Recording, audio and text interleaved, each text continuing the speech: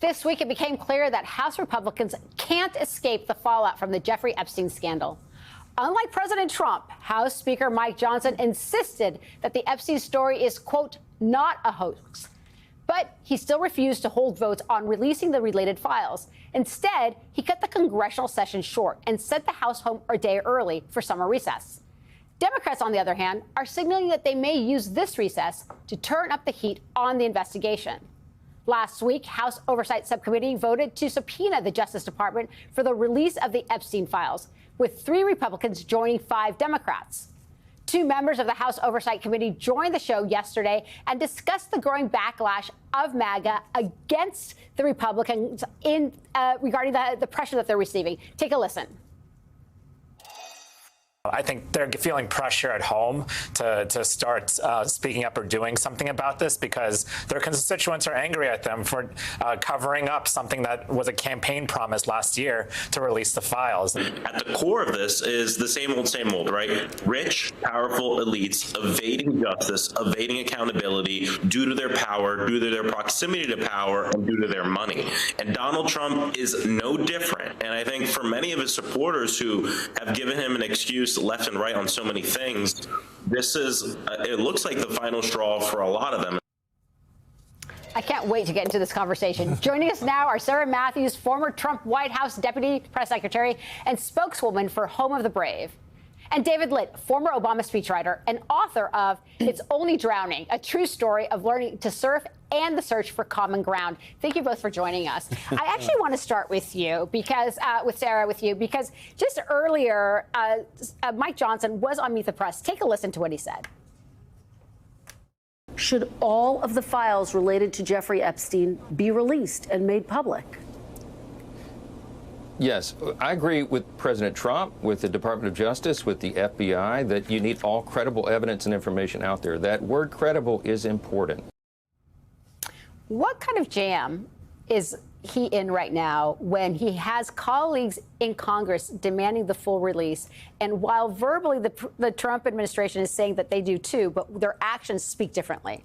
Yeah, it's a difficult tightrope that he's having to walk right now. Obviously, he governs over a slim majority, and he can't afford to lose many members. But then you have about a dozen or so Republicans who are pushing hard for this release. And I think there are plenty of their constituents who are going to keep on forcing them to be more vocal on this issue. And it's not going to go away for Speaker Mike Johnson. And so he has to be careful because he doesn't want to upset the president, but he knows that his members and their races in 2026, this is something that I think isn't going to be going away for them. And so they need to be pleasing their constituents as well and be out there advocating for the release of these files. And so it puts him in a pretty difficult position. Yeah, that's what why it sounds like Speaker Johnson is on all sides of this issue when it comes to releasing the files. But to your point about Republican members of Congress who are keeping up the pressure, Congressman Tom Massie was also on Meet the Press and had this to say about releasing of the Epstein files.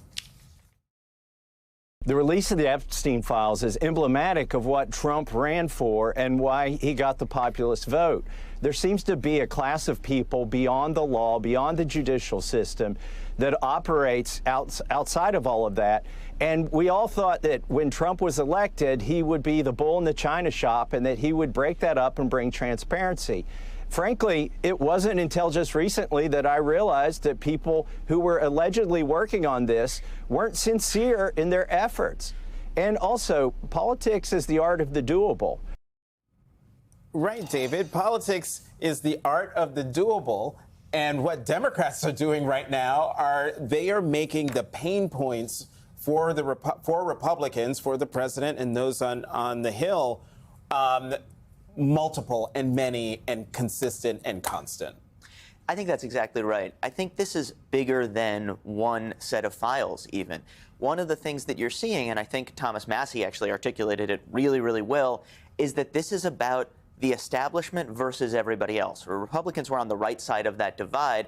And Jonathan, as you know, because I was in here talking about it the other week, right? I've been saying I wrote this memoir of surfing with my Joe Rogan superfan brother-in-law. That explains our politics. And yeah, you know, like a little bit of a skeptical look sometimes, and I get it. But I actually think right? When I think about the Joe Rogan wing of the party and the people I know that are in it, and when I say the party, I mean this sort of MAGA coalition, that anti-establishment vibe, for lack of a better word, that's really important. And what Thomas Massie himself is pointing out is Republicans are now on the wrong side of the divide that was so effective for them. It's the reason they're in power. And now, because of the Epstein files, Trump has put himself back in the side of the establishment. He's the swamp. And that's going to last not just with this issue, but with other issues. So then, Sarah, does that then, given what David said, does that then explain why Trump is at the lowest he's been in his second term in the White House? The Gallup poll out, Trump approval is now at 37%.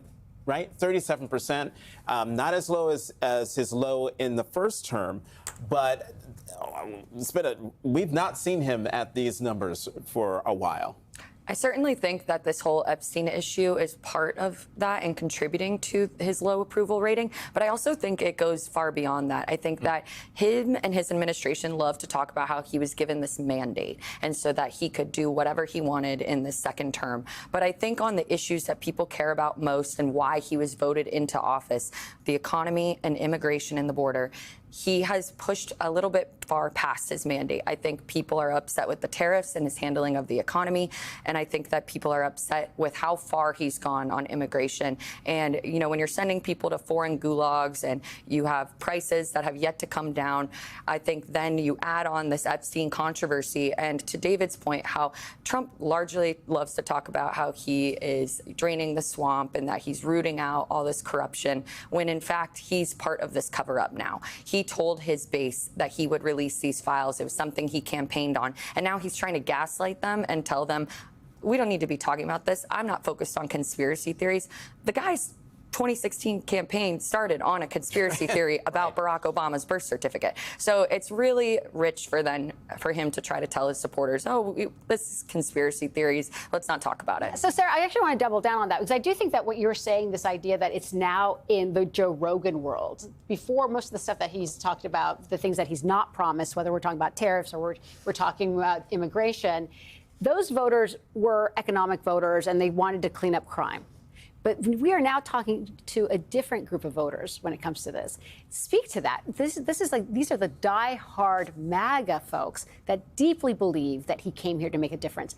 And is that collective, those three pockets of people who voted for Trump, enough to make Mike Johnson so vulnerable in the midterms? So it's really interesting because I don't think that we've ever seen a controversy that has stuck around this long. For Trump, he is Teflon most of the time when it comes to any sort of controversy.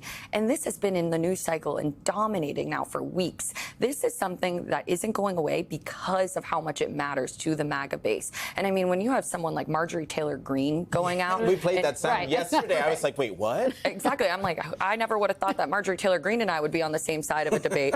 And at least in recent years, given the way that my political trajectory has changed. But it is really interesting because I think that just shows that the sticking power that this issue has and that it's not going to go away, no matter how much Trump tries to distract. And it's going to continue to be a thorn in Speaker Johnson's side. And speaking of distraction, David, this is when you know that the president knows he's in a deep hole because he goes to his favorite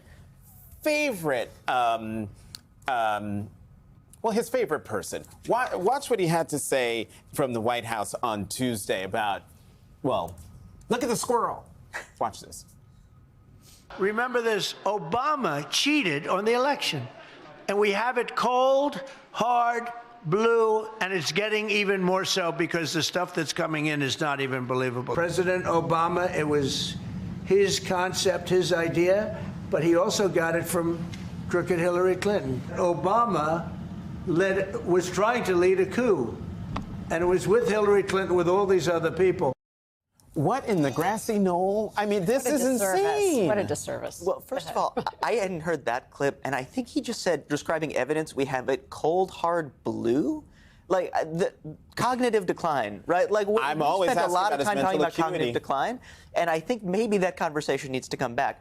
But the other thing, it feels like we have been living in the Trump era for about 7 million years, and I think we forget that Donald Trump became a national political figure because he spouted conspiracy theories about Barack Obama because of birtherism.